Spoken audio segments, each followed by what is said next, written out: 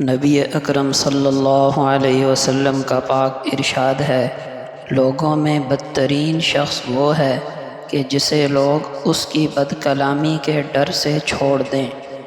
آپ صلی اللہ علیہ وسلم نے فرمایا، بہترین صدقہ یہ ہے کہ مسلمان شخص علم حاصل کر کے اپنے مسلمان بھائی کو سکھا دے۔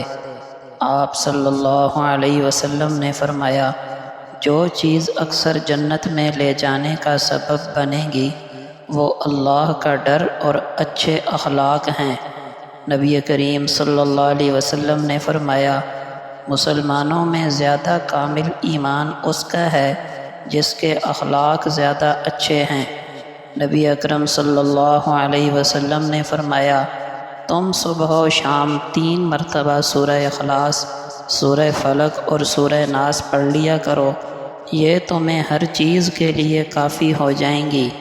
آپ صلی اللہ علیہ وسلم نے فرمایا، اللہ کے ذکر کے علاوہ زیادہ باتیں مت کیا کرو، کیونکہ اس سے دل میں سختی پیدا ہوتی ہے، اور جس کے دل میں سختی ہوتی ہے وہ اللہ کی رحمت سے بہت زیادہ دور ہوتا ہے۔